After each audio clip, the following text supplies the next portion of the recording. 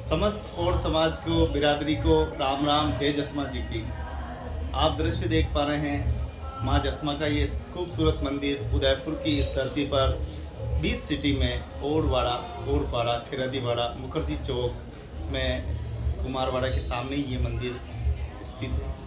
लगभग अब की बार जो आने वाला है जो कि हमारी कार्तिक पूर्णिमा माह, जो कि सर्दी के समय नवंबर या दिसंबर दोनों के मध्य आती है, उस समय कार्तिक पूर्णिमा के दिन मातेश्वरी का यहाँ पर बड़े ही धूमधाम के साथ जो है 56 भोग अनुष्ठान जो है वो रखा जाता है। और आपको बता दें कि ये मंदिर लगभग अब 54वां साल या 55वां साल दोनों में से एक 54 या 55 साल होने आए हैं। बहुत ही खूबसूरत मंदिर। उस समय भी देखिए समाज के लोग कितने जागरूक थे, कितनी अच्छी कलाकृति उसमें जो है करवाई गई है। मैं एक महत्वपूर्ण विषय के लिए आपके बीच में आया हूँ और वो मैं इसलिए आया हूँ कि एक जटिल समस्या आपको बतानी है। मित्रों, राजसमंद का जो मंदिर है, हमारा भगवान चार भुजा जी का मंदिर है, उस मंदिर के जस्ट पीछे एक पत्थर पड़ा हुआ है और मूर्ति पड़ी हुई है। कई लोग ये कहते हैं कि वो जसमा माता के नाम से उस मूर्ति को जो पत्थर है उसको लगाया गया था और उस आम पत्थर से भी उस पत्थर का वजन बहुत ज़्यादा है। तो मैंने जैसे देखा था तो वो पत्थर अभी तक वहीं पड़ा हुआ है। तो कई बुद्धिजीवों ने ये कहा था कि उस पत्थर को जो है स्थापना कर दी जाए और उसके बाद जो है मातेश्वरी जो जसमा माता का मंदिर है वो भी वहाँ बनाया जाए। तो बनाना न बनाना वो समाज का निर्णय है, मेरा नहीं है, लेकिन मेरा बताने का निर्णय है कि जसमा माता का मंदिर यहाँ देखिए 54 साल से मौजूद है, आपके सामने है। मूर्ति के दर्शन आप कर रहे हैं और ये मंदिर आज भी हमारे यहाँ प्रमाण है। ये मंदिर पुराना था, उसके बाद में ये जो मंदिर बना था उसके बाद में वो पाली में बनाया गया था। पाली के बाद में जो है राजकोट में बनाया गया था। राजकोट के बाद में हालांकि बोटाद में बहुत पहले ही काम शुरू हो गया था, लेकिन बोटाद में अभी भी मंदिर की प्राण प्रतिष्ठा का कार्यक्रम अभी बाकी है। बहुत जल्दी बोटाद में भी कार्यक्रम होगा। और सबसे पुराना और प्राचीनतम मंदिर हम देखें तो वो हमारे पाटण में है, जो आज भी स्थित है, गुजरात की वाली पाटण में। और जो पाटण वाला जो जलना पाटण का जो मामला चल रहा है वो मामला अभी तक पूर्ण रूप से जानकारी में नहीं आया है। तो समाज के लोगों से निवेदन है कि एक एक मसले को, एक एक मामले को धीरे धीरे क्रम वाइज आप निपटाते जाएं और जैसे जैसे क्षेत्रीय लोग जो हैं वो उस आवाज़ को थोड़ी सी उठाएं और थोड़ी अपनी भूमिका को थोड़ा सा समझने की कोशिश करें। जैसे ये 54 साल में आज ये मंदिर देखिए कितना भव्य मंदिर बनाया है। ये हम लोगों ने भी, यहाँ शहर के लोगों ने प्रयास किया, गांव के लोग भी इसमें भागीदारी। जब ये मंदिर जब बना था तब तो गांव और शहर दोनों एक ही तरह के थे।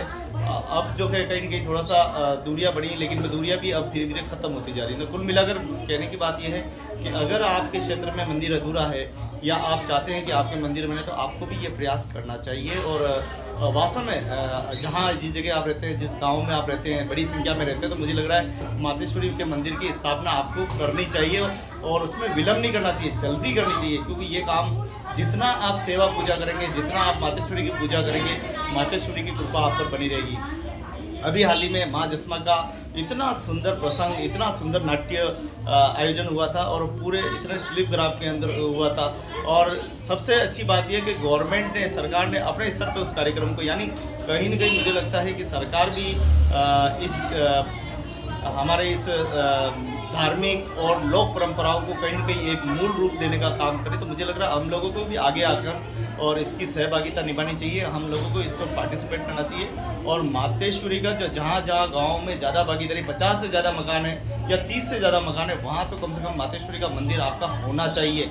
और उसी मातेश्वरी के मंदिर के तले आपको इवेंट, कार्यक्रम, धार्मिक कार्यक्रम, पूजा अर्चना, सत्संग, पूजा, मैं तो कहता हूँ शादी और विवाह जैसे समारोह भी उसी मंदिर के आसपास करने चाहिए, जिससे कि सनातन संस्कृति, हिंदू धर्म, पवित्र धर्म जो है ये जीवित रहे और लोक परंपराएं, लोक सभ्यता, लोक उन्नति जो है वो होती रहे। ये मंदिर, ये माध्यम है हमारा। मंदिर हमारा लक्ष्य नहीं है, लेकिन मंदिर हमारा माध्यम बन सकता है और इसी माध्यम के तहत ही हम अपने जीवन में विकास कर सकते हैं। मातेश्वरी की कृपा हम सब पे बनी रहे। जैसा कि जसमा माता हमारी सती माँ कहा जाती है और सती माता के जितना हम उनके मान और सम्मान में जितना हम प्रकाश डालेंगे, जितना हम अच्छा सोचेंगे, जितना हम उनके बारे में सकारात्मक सोचेंगे, मुझे लगता है कि हम एक ऊंचाई और एक मंजिल तक पहुंच पाते हैं। बहुत सारे ऐसे उदाहरण हैं, जैसे जैसलमेर देख लो, आज भी वहाँ अच्छा मंदिर है। जैसे आज आप देखो कि इंदौर, वहाँ पे बागेश्वरी कॉलोनी में आज भी माँ जसमा का मंदिर है। कई जगह है। और सबसे अच्छी बात है हरिद्वार जैसे तीर्थ में भी हमारी धर्मशाला और माँ जसमा जी की मूर्ति की वहाँ पे भी स्थापना। कुल मिलाकर पूरे देश में एक जागृति है, जन चेतना है। और मातेश्वरी को जो नहीं जानता है वो और समाज के लोग जान लीजिए। ये हमारा प्राचीनतम मंदिर है और हमारे पुजारी जी मेरे साथ में मुकेश दास जी जो इसकी सेवा, जागरी, पूजा और वर्षों से कर रहे हैं। कितने साल हो गए? कितने साल हो गए?